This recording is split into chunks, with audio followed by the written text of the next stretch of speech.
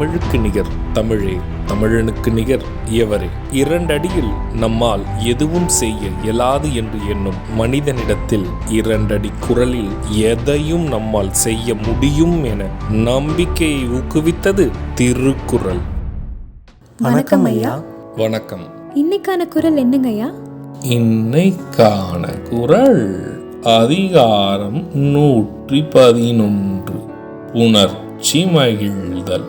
குறள் எண் 1106.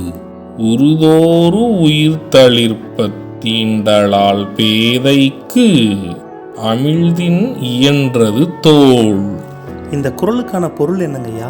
இதற்கான பொருள், விரும்பி அணைக்கிற போதெல்லாம் உயிரும் உள்ளமும் மகிழ்ந்து திளைப்பதால் இவள் தோள்கள் மூப்பு வராமல் தடுத்து இளமை அளிக்க வல்ல அமுதத்தால் செய்யப்பட்டிருக்கும் போலும்.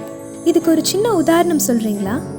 இதற்கான உதாரணம், அன்பாக காதலியை அணைத்து உயிரும் உள்ளமும் மகிழ்ந்து ஆனந்த கடலில் இருப்பதை போல் உணருவதற்கான காரணம், அவளின் தோள்களுக்கு என்றுமே முதுமை இல்லாமல் அமிர்தத்தில் படைத்ததை போல் நாம் உணருவது ஆகும்.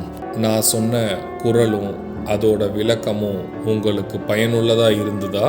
ரொம்பவே பயனுள்ளதா இருந்தது. சரி பசங்களா, நாளைக்கும் இதே மாதிரி சுவாரஸ்யமான குறளை பார்ப்போம்.